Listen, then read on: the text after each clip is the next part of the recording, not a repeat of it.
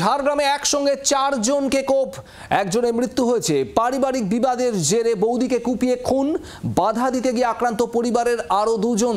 প্রতিবেশীদের দিকে কুড়ুল হাতে তেড়ে যায় অভিযুক্তকে গ্রেপ্তার করেছে পুলিশ। মোট 4 জনকে কোপ দেয়, ধারালো অস্ত্রে কোপ দেয় এই অভিযুক্ত। একজনের মৃত্যু হয়েছে। পারিবারিক বিবাদের জেরে এই গোটা ঘটনা বলে জানা যাচ্ছে। বৌদিকে কুপিয়ে খুন করে ওই ব্যক্তি। বাধা দিতে গেলে পরিবারের আরও 2 জন আক্রান্ত হন, এমনকি প্রতিবেশীদের দিকেও কুড়ুল হাতে তেড়ে যায় ওই অভিযুক্ত। পারিবারিক বিবাদের থেকেই এই তুমুল গন্ডগোলের পরিস্থিতি।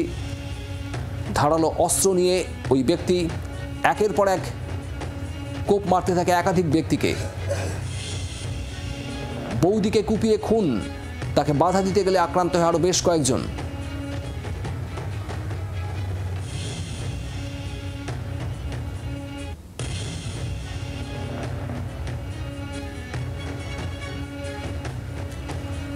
আপনাদের আরো একবার জানাবো, ঝাড়গ্রামে একসঙ্গে 4 জনকে কোপ, নিহত 1 জন। পারিবারিক বিবাদের জেরে বৌদিকে কুপিয়ে খুন, বাধা দিতে গিয়ে আক্রান্ত পরিবারের আরও 2 জন। প্রতিবেশীদের দিকে কুড়ুল হাতে তেড়ে যায় অভিযুক্তকে গ্রেপ্তার করেছে পুলিশ।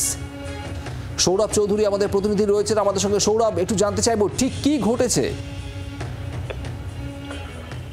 দেখো, তখন রাত প্রায় 10টা। হঠাৎ করেই দিনপুর থানার এই গ্রামে চিৎকার চেঁচামেচি শুরু হয়। পাশাপাশি এলাকার মানুষজন যখন ছুটে সেখানে যান সেই বাড়িতে, তখন দেখা যায় যে সেখানেই ওই ব্যক্তি, তিনি অভিযুক্ত রঞ্জিত পাঠক, তিনি একটি ধারালো কুঠার নিয়ে তার বৌদিকে মাথায় আঘাত করে ফেলেছেন। তাকে বাঁচানোর জন্য তার ভাইয়ের মেয়ে এবং বৌমা তারা সেখানে ছুটে আসেন এবং কিছু বুঝে ওঠার আগে তাদেরকেও ধারালো অস্ত্র, অর্থাৎ হাতের কুড়ুল ছিল, সেই কুড়ুল দিয়ে আঘাত করে। এলাকার লোকজনরা কিছুটা আতঙ্কিত হয়ে পড়েন। তার মধ্যেই একজন তাকে নিরস্ত করতে গেলে তার হাতেও কুঠারের আঘাত দেওয়া হয়। এরপরেই সে সেখানে এলাকা ছেড়ে পালিয়ে যাওয়ার চেষ্টা করে। এলাকায় একটা আতঙ্কের পরিবেশ তৈরি হয়। স্থানীয় সূত্রে যেটা জানা গেছে, গত কয়েকদিন ধরেই এই পরিবারের মধ্যে একটা অশান্তি চলছিল। সেখানে একটা ছাগলের মৃত্যুকে কেন্দ্র করে সেখানে কোনো একটা অশান্তি ছড়িয়েছিল এবং সেটা গতকাল সকাল থেকেই সেই অশান্তির তীব্রতা বাড়তে থাকে এবং যেটা গভীর রাত 10টা নাগাদ সেটা একটা মারাত্মক পরিস্থিতি তৈরি হয়।